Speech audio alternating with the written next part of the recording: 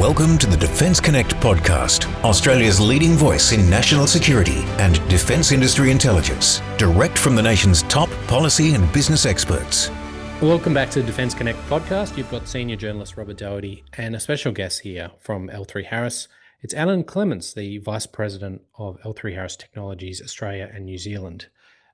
Alan is a former FA-18 Classic Hornet instructor, commanding officer of 77th Squadron, was previously Air Commodore 2011 and retired as Air Vice-marshal in 2020. He's also been the commandant of the Australian Defence Force Academy 2013 to 2016 and was the Australian Defence attaché to the United States January 2017 to January 2019. Not only that, he was made a member of the Order of Australia in 2020. Welcome to the podcast, Alan. Robert, it's great to be here. Thank you very much for having me on. It's a pleasure to have you. And today we're talking about the MC-55A Peregrine aircraft. So this is I guess we can say it's an airborne intelligence, surveillance, reconnaissance, and electronic warfare aircraft. And we know that it arrived in January this year. We think around the 22nd or possibly a week later, hard to confirm. But it's the first of four aircraft to arrive at RAF Base Edinburgh in South Australia. Can you tell us a little bit about that aircraft and L3Harris's role as well, Alan? Well, thank you again for having me on today. Yes, the MC-55 Peregrine is a really important aircraft for modern day warfare. You covered it really correctly there, Robert. It is an intelligence, surveillance and reconnaissance aircraft. And really what it's trying to do is understand the electronic spectrum in which we have to operate as a defence force. So it's out making sure that it is knowing the types of equipment that we might be operating against, where that equipment might actually be, and then feeding a lot of that information back into the defence organisation so that good decision making can be made in the use of many of our other assets. So it's a really important capability for us, particularly in the 21st century where the electromagnetic spectrum is so important. We know that this aircraft is based on a Gulfstream G55 airframe, and we know also that the plane will be operated by 10th Squadron, based out of RAF Base Edinburgh. What kind of new capabilities does this aircraft bring to, I guess, to the portfolio of defence? A small correction there, right? It's the G550 from the Gulfstream. Yep. That we have modified to take on board this equipment. And yes, right, it's going to be based out of Edinburgh where the support for the platform will be. I guess I can go back a little bit to what I was saying before. It's bringing to the fight the ability to listen and categorize a lot of the electromagnetic spectrum at what we would class a force level space. It's not down that it does tactical level information, etc., but it's trying to categorize the entire area of what we would be operating in. And for a while now, the capabilities that we've got in that will be, some land-based, some sea-based, some space-based, and now obviously this offers the air breathing and in that sort of area for us to provide the capability to the ADF. And L3Harris is a company that has a long pedigree in modifying this aircraft to provide this capability. If we go back to the AP3C, L3Harris was intimately involved in the equipment modifications of those aircraft as well. So it is something that, again, I've said before, critical to providing capability to the ADF for understanding the environment, but also as we look forward, the ability to modify and do those sort of things for the capability is going to be important to stay abreast of where the electromagnetic spectrum is going. Just on that note as well, you're talking about the history there of modifying aircraft. What are some of the benefits of modifying potentially a commercial or civilian aircraft rather than building a platform from a purely defence point of view? Look, great question, Robert. And that is one of the, I think, the reasons why the airplane, this modification of business jets is going. You may have seen recently that L3Harris was awarded a contract in South Korea for an AEW&C aircraft, a modified aircraft in that, a business jet aircraft in that space.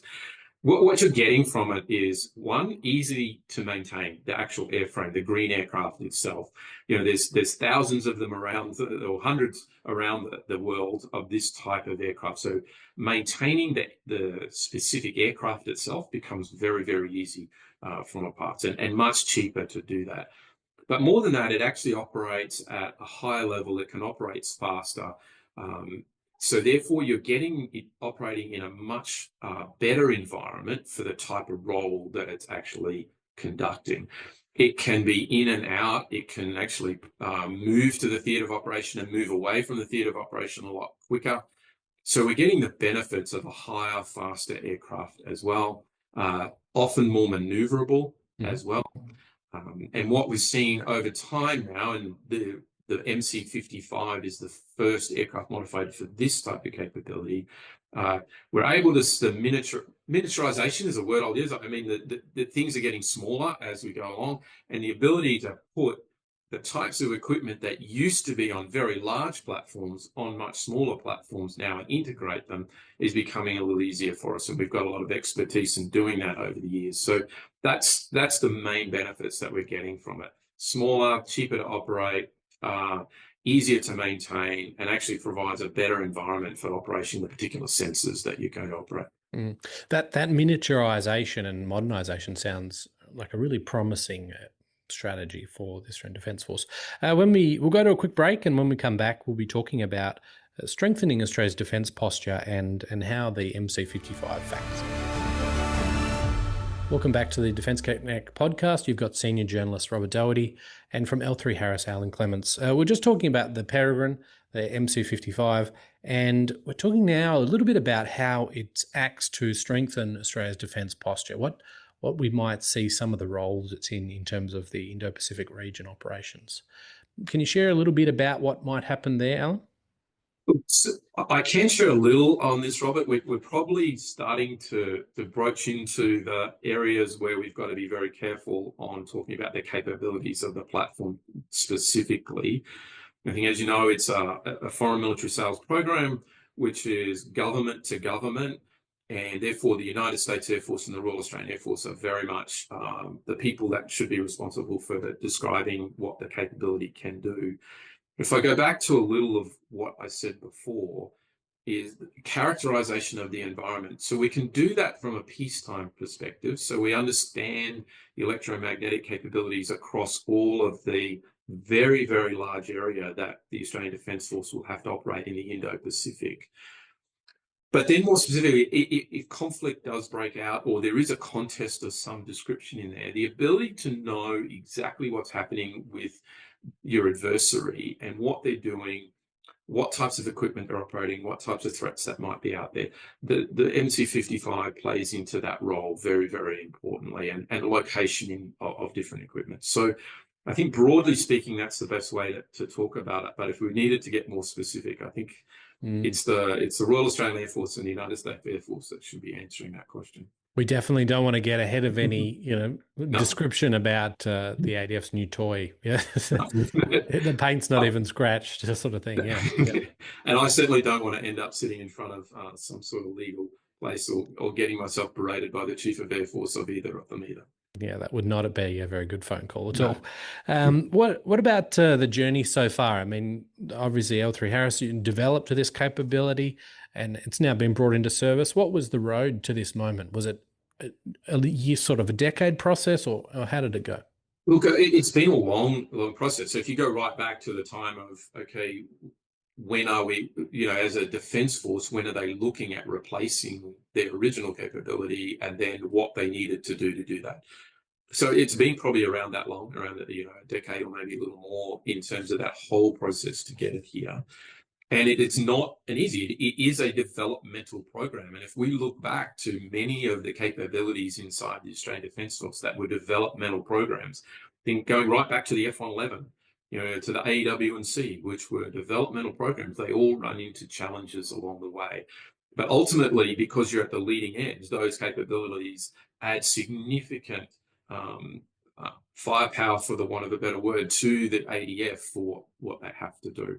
And certainly this aeroplane, the MC-55, the Peregrine, is one of those. It's a developmental platform, taking a lot of equipment that was on a very large platform, a 4-engine aircraft, finding ways of putting it on a smaller platform, integrating it, and then looking at the road of development going forward as well to make sure that you're not completely locked off from development of this platform as things evolve going forward. So right from what sort of shapes do we need to put on the outside of the aircraft to hold all the different equipment? How does that affect the flying characteristics? Working very closely with the companies like Gulfstream, obviously from the flight characteristics of the aircraft, to the Federal Aviation Administration in the US to get it certified for all the handling characteristics, and then the integration, the actual electronic integration, the human-machine integration of inside the platform. So a very complex and challenging program over the time.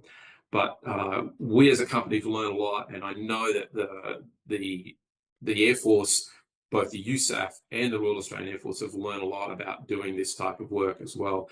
And I know that we're going to be very, very happy with the capability that gets delivered over the next couple of months. Yeah. I wonder as well, I mean, obviously it's based on a civilian aircraft, so I'm hoping that they've left in some of the creature comforts for personnel as well, maybe comfy chairs or something like that. I don't think so. No, I think we've pretty much militarized the back of that aeroplane. I think there's certainly a place to eat and a place to go to the bathroom. But like most militarization of an aircraft, it's very practical around what the capability is. I think probably the 2 seats that have left the same are the 2 in the front for the pilot and the co-pilot. But the rest become militarized in the back. No bar fridge then. No, I don't think so. What about integration? What kind of ability does this aircraft have to be integrated from a defence point of view with the Australian Defence Force into other systems that might be being used by the United Kingdom or the US? Does it have that ability? So, and we might be steering close to the line here as well. We are. Yeah. And I'm trying to think of a way that I can put interoperability is really important from an ADF perspective, and that's understood as you develop the airplane. So it is not going to go against the interoperability between allied forces out there. Remembering it's more about the information it gathers than it is about the connectivity or what happens with airplanes. That's also very important in the connectivity. But the information it gathers is important in the decision-making of the allied forces. So if we just think about the fact that it's gathering information that can be used, it's then the on-ground processing and that happens to provide that information to the various decision-makers and commanders. That's really important. So I believe there is not going to be any problem at all in the ADF continuing to operate in the way that it has with the UK and with the US. The specific integration between certain platforms, I certainly can't comment on that in any detail. Okay. That'd be nice to see sort of seamless integration there. And as part of that as well, we'll go to a quick break. And when we come back, we'll be talking about some of the technological challenges. Welcome back to Defence Connect podcast. You've got senior journalist Robert Dougherty, and our guest from L3Harris Australia and New Zealand is Alan Clements. We're talking now about the MC-55A and some of those future upgrades, some of those main technical challenges or operational challenges that could be anticipated with introducing an aircraft like this to any defence force. What are some of those challenges on a technological level? This would be considered a fairly big step up for any defence force. Well, it certainly would, but I don't necessarily think it's such a huge step for the Australian Defence Force. We've always been at the leading edge of this sort of capability, going through the AP3C. So we've got a lot of people that understand what's required from this type of platform in terms of operating it, using the information, and then developing it and knowing where it needs to go in the future. Australia's also always had a great relationship with our allies and in a classified sense, understanding what's required to go forward in that. So I agree that, it's certainly a different aircraft, but I think we've got a lot of highly capable, intelligent people within the Australian Defence Force that understand the capability and what's required to operate it. But specifically in terms of the business jet, it goes down to the similar things. How do you train the front seaters, the pilot and the co-pilot to be able to do the job, and what sort of systems you have in place to do that? The back end of the airplane is, where the heart of the airplane is for where that information is. And there's simulation involved in that, simulators rather, to build people up and to get them to understand how their systems operate. All of the training that goes into that is also really important. And then as the airplane starts to be used more and more, its involvement in exercises and then taking the information that it collects, processing it, making sure it goes through all the the processing and the PED capability, and making sure that the information gets out. We've got a lot of experience in that in the ADF. So I don't see this as a huge lift for the ADF. It's certainly something that's different. It's a slightly different capability, but not a huge lift for us to be able to start to use the platform in the way it's intended. They might have to change some of the definitions around fast jets as well. I'm just thinking as well. Yeah, it's certainly fast. It's not supersonic, but it is fast. Yeah. What about, I know industry is always thinking about upgrades and software enhancements and things like that as platforms go along. What are some of the options that could become available in future to keep this platform relevant, or what would you be looking for there in particular? There's two parts to this, I think we need to think. One, there is already an approved upgrade path that has been agreed. There's a foreign military sale that has been approved between the two governments about an upgrade that is going to occur over a number of years going forward now. What we have to think about is an evolution of the capability going forward from both a hardware and a software perspective. And it needs to be continual. If we look at the lessons that have come out of many of the conflicts that are going around the world right now, that ability to upgrade and move quickly with what's happening inside the area of operations is really important.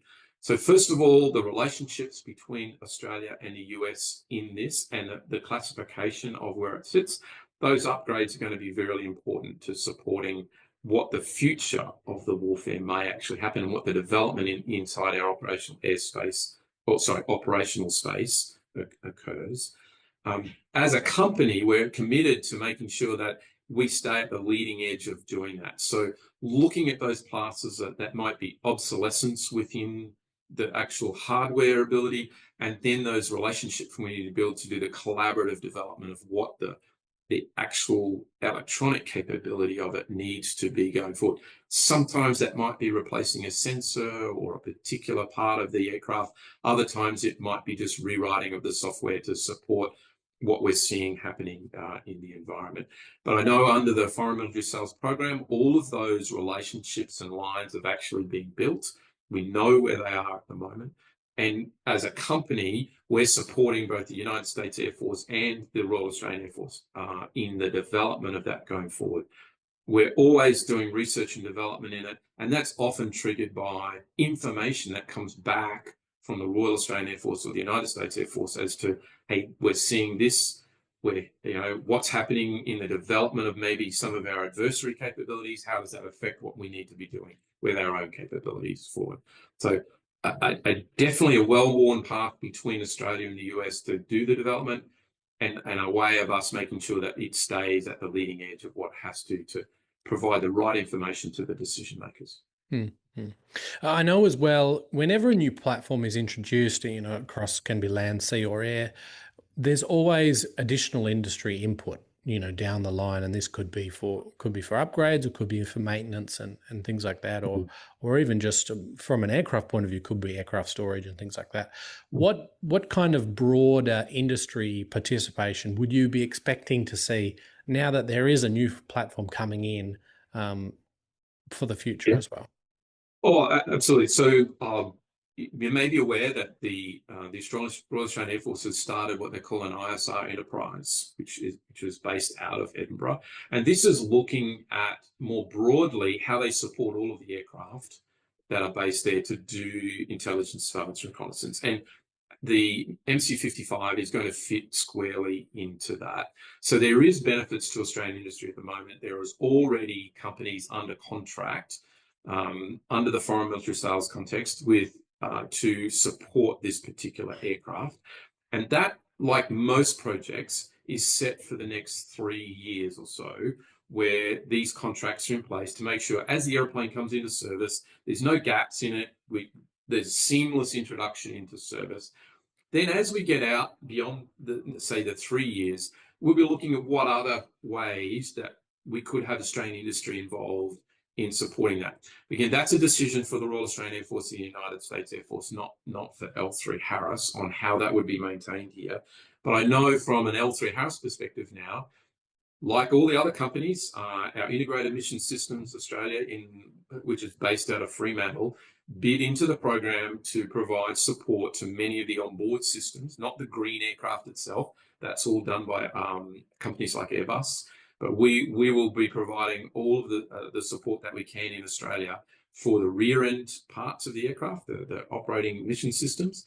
But there will be elements of that which sit within a classified space that need to be done within a US context and in a US space. So over time, we'll see how much of that could come back into Australia. But in the meantime, that transition is businesses, Australian businesses with Australians maintaining the airplane in Adelaide with not a huge amount having to be done currently within the US. Mm-hmm. I know at the start of the podcast, we mentioned electromagnetic spectrum and some of the capability that could be put on show here with the MC-55A. How important is that going to be into a capability point of view into the future, just internationally? Doesn't necessarily have to be with defence, but just overall. Look, in my view, the electromagnetic spectrum is the high ground of the 21st century. If you don't control the electronic spectrum, whether that be through your communications, your data, your intelligence, surveillance, reconnaissance, through cyber, all those areas, if you don't control the electronic spectrum, you don't control the decision making. And decision making is what actually wins us the war in the end. It's able to put what might be limited forces in the right space at the right time to get the effect that you absolutely need. This aircraft, the MC-55, is critical to providing that information for those decision makers to be able to make the decisions at the right time. I think there are other capabilities that are really important as well.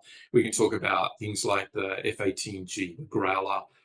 There is also space-based EW. There's EW that you're seeing on ships, that's self-protection, on aircraft, that's self-protection. All of those capabilities, I think, are critical to the Australian Defence Force to be able to execute under the National Defence Strategy that we've got. I think there's some areas that we need. The AWC, sorry, I should have even mentioned that, the E7 wedge tail, absolutely vital to providing situational awareness, not just from where an aircraft location, but other information that's out there. Where I think there's advances that we should be thinking about as well is things like electronic attack. What are we able to do on a force level electronic attack capability to help protect all of the forces? And I know that electronic attack, the AWC, the ISR capability of a Peregrine, all of those, the information and the capabilities they bring to the fight are critical to every other capability we have within the Defence Force. It doesn't matter whether it's on the land, on the sea, or in the air. Those capabilities themselves, the electronic attack, the surveillance, and the ISR capabilities are critical to them.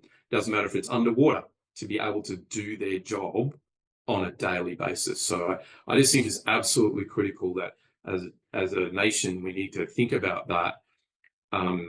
Even the context of national security, the ability to protect our communications networks, whether they're underwater cables, satellite communications, are critical to national security of the nation. So I don't think I can overstate the importance of the electromagnetic spectrum. I believe it sounds vital. Yeah, absolutely. Sorry, yes, it sounds absolutely vital. Yeah. Yes, absolutely.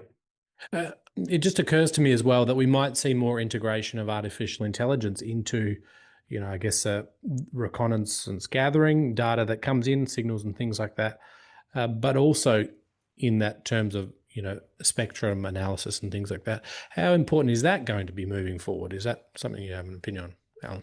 I believe what AI is going to bring to us is the pace of analysis. So it's going to allow us to speed up what's happening. And, we're seeing things out of other conflicts around the world that we can't take 2 months or 6 months to take information, process it, turn around and then push back out some sort of counter to what we might have seen. We're seeing things in the communications stuff that's occurring in Europe at the moment. We're seeing turnarounds that have to be in the days, and in some cases hours, to be able to counter what's actually happening. And I think that's only going to get less and less. So the AI, I think, is going to be critical in the analysis phase. Then the use of the AI to be able to generate a counter or another sense or something that then turns around very quickly to go out and counter what we've seen in the airspace. That's where it's also going to be really, really important going forward. And I know from a company perspective, we've invested a lot of money in a capability called DISCO, which is about mapping the electronic environment, finding the new bits, bringing that information back, turning the processing around, finding a counter to that, and having it out in hours or in minutes, not in days or months. So I think the AI piece is absolutely critical to the future speed of relevance for today's conflict. We want to gather as much data as we can with the MC-55A and then maybe use some AI to analyze it. Yes. Thanks very much for coming on the podcast today, Alan. It's been great to have you. Yeah, it's great to be here, Robert. Appreciate the time and the opportunity.